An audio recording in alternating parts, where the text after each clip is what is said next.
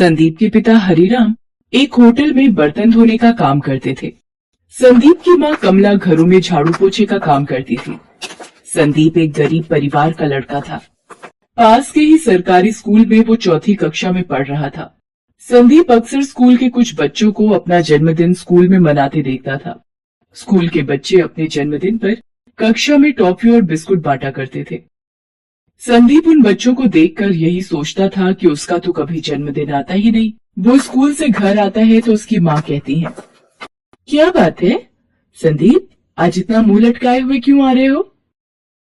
माँ, मेरे स्कूल के सब दोस्त अपना जन्मदिन मनाते हैं, पर मैं अपना जन्मदिन क्यों नहीं मनाता? मेरा जन्मदिन कब आता है माँ? मेरे सब दोस्त मेरा मजाक उड़ाते हैं कि मैं अपना जन्मदिन कभी नहीं मनाता। संदीप, ये जन्मदिन वगैरह पैसे वाले लोगों के घर ही मनाए जाते हैं। हम गरीब लोगों का कोई जन्मदिन नहीं होता बेटा। हम कोई पढ़े लिखे माँ बाप तो है नहीं। तुम्हारे पैदा होने का दिन न तुम्हारी माँ को याद है और न ही मुझे। संदीप बेटा, चल अब ये जन्मदिन वगैरह की बातें छोड़, आजा रोटी खा ले। संदीप उदास मन से रोटी खाने लगता है, पर उसके मन में अब ये बात घर कर गई थी कि गरीब लोग जन्मदिन नहीं मनाते। गरीब का जन्मदिन नहीं होता। धीरे धीरे समय बीतता रहा। संदीप अब बड़ा हो चुका था। संदीप की माँ ने उम्र के साथ अब घरों में काम करना छोड़ दिया था। संदीप के पिता भी अब होटल का काम छोड़कर घर के पास में ही सब्जी का ठेला लगाने लगे थे।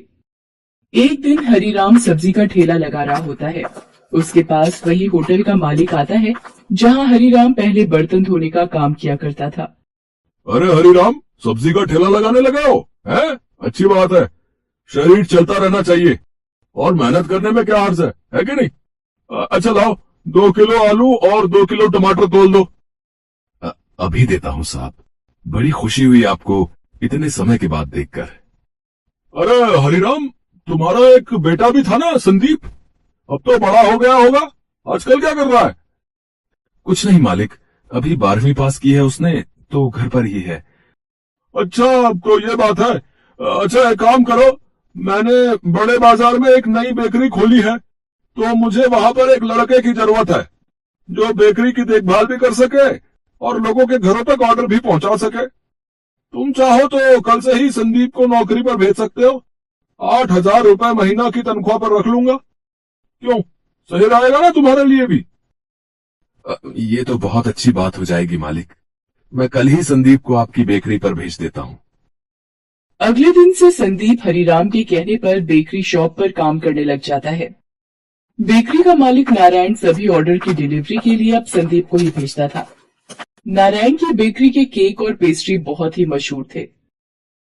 किसी के जन्मदिन की पार्टी हो या शादी की सालगिरह, हर कोई नारायण की बेकरी से ही केक ऑर्डर करता था। एक दिन नारायण संदीप को बुलाता है।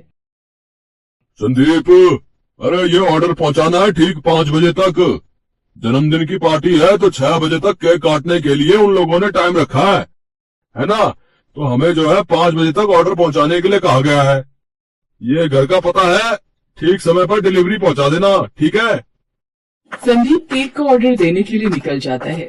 वो जैसे ही आधे रास्ते पहुंचता है, उसकी माँ का फोन आता है। संदीप बेटा, तेरे पिताजी को पता नहीं क्या हो गया है। सब्जी के ठेले पर थे तो बेहोश हो गए। एक आदमी उन्हें छोड़कर गया है। अभी भी बेहोशी की हालत में है। डॉक्टर को बुलाना होगा बेटा, तू जल्दी घर आ जा। माँ की बात सुनकर संदीप घबरा जाता है। उसे केक का ऑर्डर भी समय पर पहुंचाना होता है, पर वो क्या करे, उसे कुछ समझ नहीं आ रहा होता। उसे केक भी समय पर पहुंचाना होता है, पर उसका घर पहुंचना बहुत जरूरी था। संदीप की माँ घर में अकेली थी और पिताजी की तबीयत बिगड़ती जा रही थी। संदीप घर की तरफ निकल गया। संदीप सीधा डॉक्टर को लेता हुआ ही घर गया। डॉक्टर ने संदीप के पिता का चेकअप किया और कुछ दवाइयां लेकर संदीप को दी। संदीप ने डॉक्टर द्वारा बताई गई दवाइयां लाकर अपने पिताजी को दी और कुछ समय पश्चात जब वो होश में आ गए तो संदीप ने अपनी माँ से कहा, माँ, डॉक्टर ने कहा है पिताजी कमजोरी की वजह से बेहोश हो गए थे। संदीप केक लेकर जल्दी जल्दी नारायण के दिए पते पर पहुंचता है। कहीं नारायण उसे नौकरी से न निकाल दे। ये सब ख्याल संदीप के मन में आ रहे थे क्योंकि नारायण के भी बार बार फोन आ रहे होते हैं। जी, आपका केक का ऑर्डर था। सॉरी, थोड़ा लेट हो गया। वो मेरे। कोई बात नहीं बेटे, वैसे भी मेहमान थोड़ा लेट ही आते हैं। मेरे पोते का जन्मदिन है, आज वो 10 साल का हो गया है। रुको, मैं अपने बेटे किशोर को बुलाता हूँ।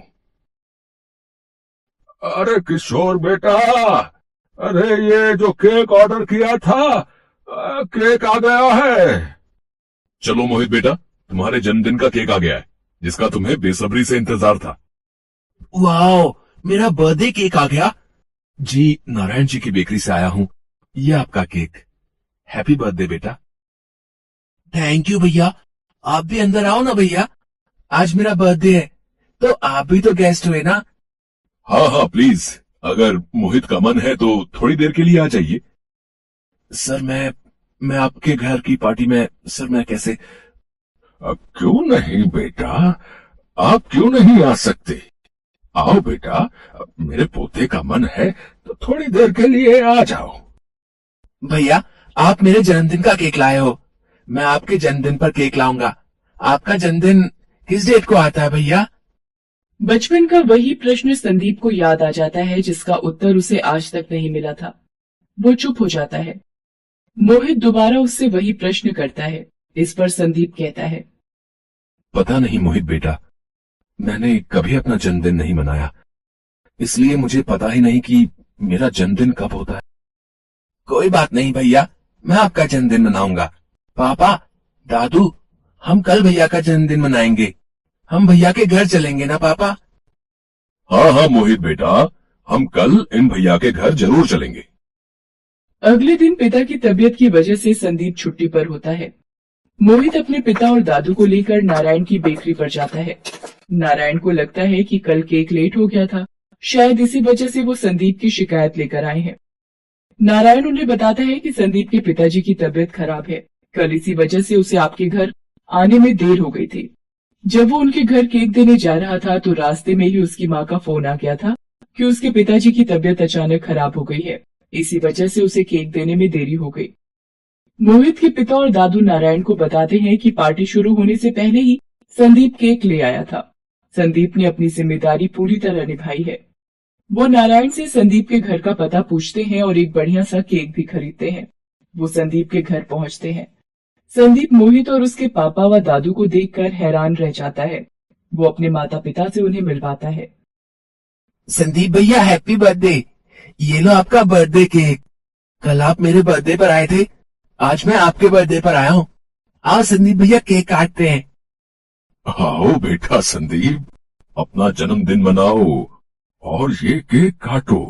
मोहित को बहुत खुशी होगी। और बेटा, आज के बाद कभी भी ये मत कहना कि आप गरीब हो बेटा, ठीक है?